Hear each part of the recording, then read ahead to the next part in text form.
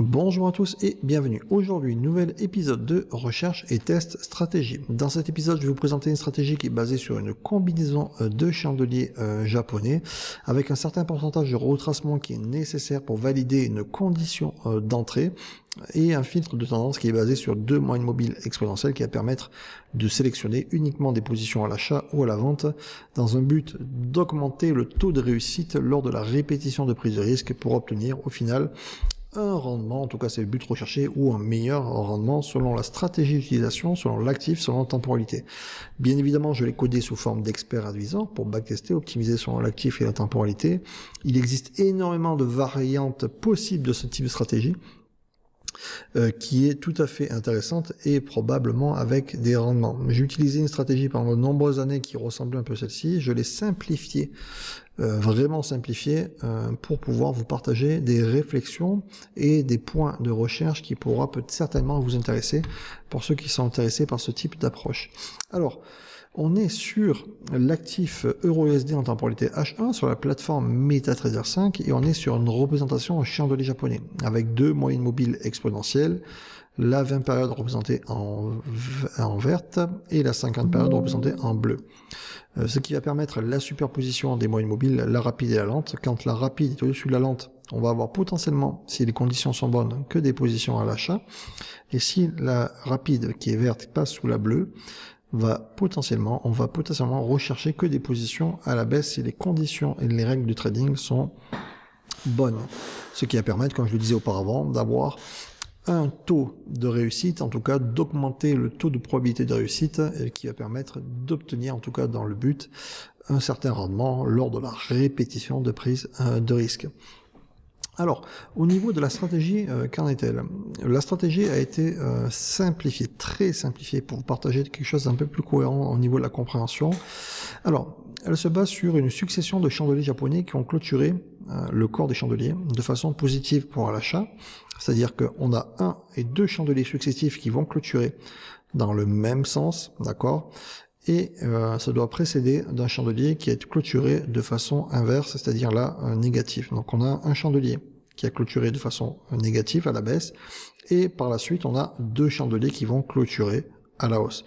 On a des conditions d'entrée qui vont être que le second doit être d'une certaine amplitude comparé au premier, et un certain pourcentage de retracement, donc je sais, j'ai simplifié, je précise, de retracement. Alors ça peut être 20, 30, 40, 50% en fait selon les choix et selon le code, la façon dont le code et selon les optimisations pour pouvoir valider un point d'entrée. Ces conditions-là permettent en fait dans la logique d'utiliser du price action. On a une tendance qui est établie et on va avoir par exemple des sommets de plus en plus hauts et avec des creux dans des vagues, et cette approche en tout cas a pour but d'essayer d'exploiter favorablement ce type d'approche dans le price action. On va avoir un creux et une combinaison de chandeliers japonais avec un certain retracement pour avoir un prix d'entrée assez correct et avec une gestion de risk reward et money management adapté. D'accord? Donc les possibilités sont nombreuses. On peut avoir trois chandeliers successifs, ça peut être un avec une certaine amplitude ou alors avec plusieurs chandeliers. Bref, les combinaisons sont importantes, possibles. La grandeur comparée au précédent, le pourcentage de retracement, et au niveau du filtre, là j'ai choisi de façon simple deux moyennes mobiles exponentielles, mais on peut tout à fait rechercher d'autres indicateurs, d'autres conditions qui vont permettre de choisir un sens. Il n'y a pas de vérité absolue, le tout est de faire un choix et d'optimiser ses recherches pour le sens et les critères selon l'actif, la temporalité, qui va permettre potentiellement d'obtenir un rendement lors de la répétition de risque. D'accord? On va aller voir sur l'expert advisor. Ok, donc on va aller sur le testeur de stratégie de MetaTrader 5. Alors je l'ai appelé Range Force Trader. On est sur l'EURUSD en temporalité H1. Bon, on va aller voir. Délai 70 millisecondes, comme je dis à chaque fois, c'est un délai qui est à peu près passe-partout pour des personnes qui n'ont pas de VPS. C'est lent, mais c'est pas non plus excessif.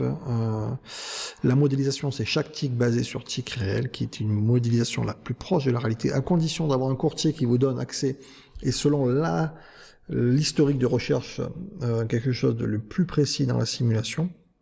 Donc il y a déjà beaucoup de conditions par rapport à tout ça. Avoir le courtier qui donne l'accès à l'historique de façon le plus précis, d'accord, avec des ticks bruts, Mais ça, je ferai une vidéo prochaine, j'en parle dans les vidéos régulièrement, mais ça a une importance particulière parce qu'après, au niveau de l'optimisation, si le courtier et l'historique de recherche ne donne pas des ticks d'assez bonne qualité, vous ne le saurez même pas et l'optimisation sera biaisée, sera suroptimisée par défaut et ça ne donnera pas de résultat. Donc ça, c'est une des conditions également. Le dépôt de garantie anecdotique, l'effet levier pareil, c'est juste pour vous montrer un exemple. Donc alors, Range Force Trader, je vais vous montrer ce qui a été fait. Alors là, on est sur une optimisation sur 5 ans sur du H1. On était sur du, si je me trompe pas, sur du lent en termes d'optimisation et tout critère complet max, donc qui reprend la plupart des critères. On va aller voir au niveau des paramètres de l'optimisation.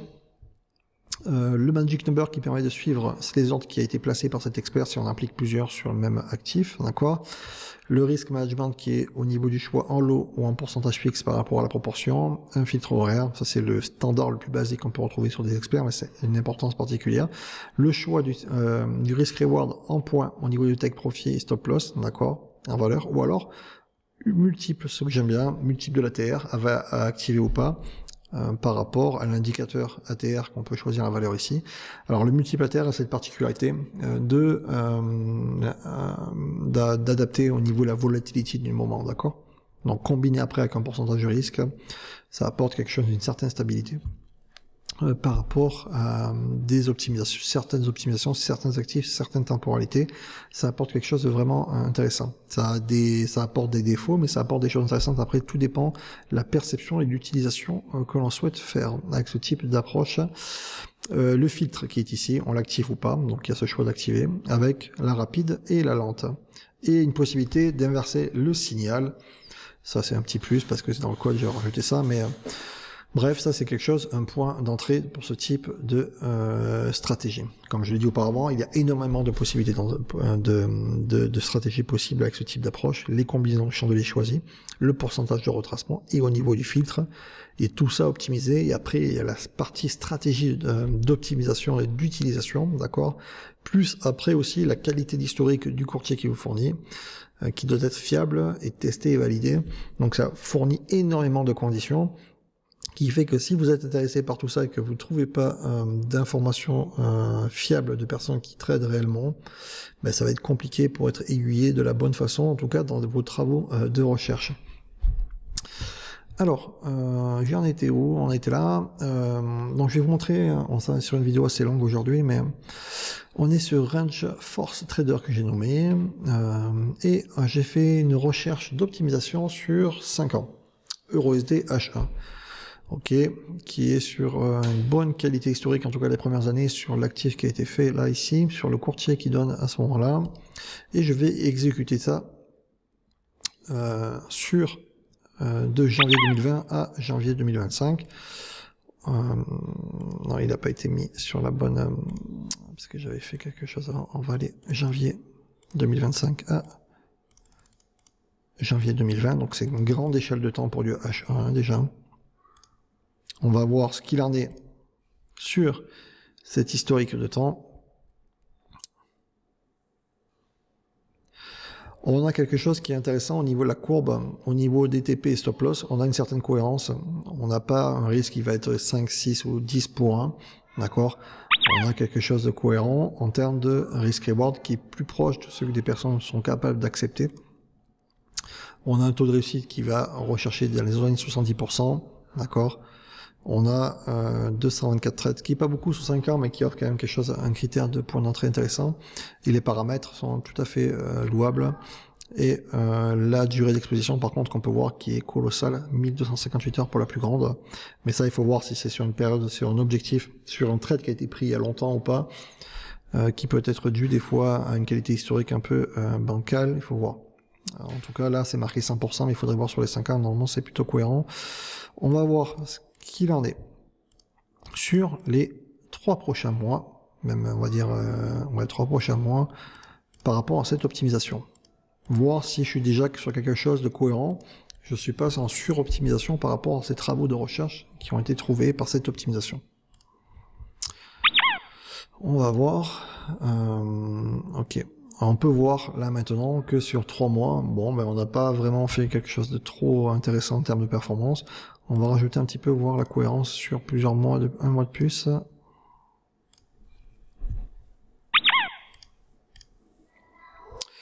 Ok, sur 4 mois, on voit qu'on est quand même profitable, on a très peu de trades.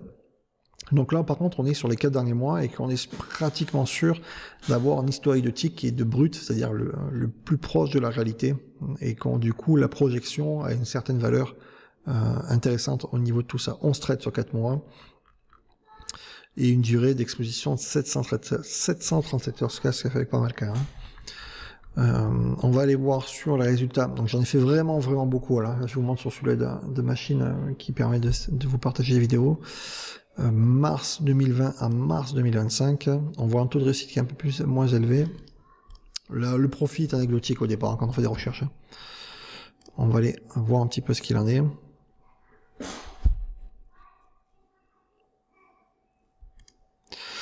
Là on peut voir qu'on a un stop de 2, on risque 2 fois pour 1 en termes de ratio, ce qui a été trouvé. On a un filtre horaire qui est carrément désactivé. Ok, donc on n'a pas de filtre horaire. On est vraiment basé sur du filtre de tendance et basé sur des conditions bien précises. Et on a quelque chose sur le mars 2020 à mars 2025 qui a une certaine cohérence également. On va voir sur le backtest ce qu'il en retourne, les mêmes proportions de durée maximale, le même nombre à peu près approximatif de trades. D'accord. Et on va aller voir un petit peu ce qu'il en retourne si je projette un petit peu en avant. Là, on n'a pas beaucoup de temps devant. Ok. Ça, c'est les premiers résultats de recherche, d'optimisation. J'en ai vraiment beaucoup, ça fait déjà 11 minutes. Et là, on peut voir que sur cette période-là, eh bien, on va avoir sur un peu plus d'un mois, 9 trades, un temps d'exposition qui est toujours très élevé. D'accord. Et au niveau du risque, c'était 0,1 lot, c'était pas un pourcentage. On a quand même quelque chose à travailler déjà au niveau de cet actif, à cette temporalité. Il y a déjà quelque chose à travailler qui peut être intéressant, à condition d'accepter déjà ce temps de retenue d'exposition. Ça, c'est quelque chose d'un critère. Quand on traite en démonstration, on ne s'en rend pas compte, mais en réel, rester exposé aussi longtemps, c'est une contrainte. Et au niveau des stats, c'est plutôt intéressant. Donc j'ai vraiment fait beaucoup d'optimisation. Ce type d'approche et de stratégie donne des résultats, clairement. Ça, je vous parle pas de cet expert, mais ce type d'approche et de stratégie donne des résultats. Ce que j'ai déjà fait auparavant avec d'autres conditions un peu plus élaborées. Et rien qu'avec ce type de conditions beaucoup plus simples, donne déjà un potentiel intéressant. On va voir après sur du M5, il y a beaucoup d'optimisation qui a été faite, d'accord. Et j'en ai d'autres. Ça représente 30 heures, ça un peu moins, ça va être 30 heures d'opti. Et ça, c'est beaucoup plus rapide, c'est quelques heures sur les M5. Surtout que c'est sur 6 mois sur ces premiers jets. Et ça donne des recherches intéressantes. Donc c'était pour cette première vidéo d'approche pour Range Force Trader. D'accord. N'oubliez pas que les experts advisors ne sont pas un outil magique, c'est plus dans la représentation mentale, c'est un outil. D'accord. Et cet outil doit être utilisé avec une stratégie d'utilisation, donc c'est-à-dire que c'est vous qui allez potentiellement l'exploiter de façon favorable ou pas.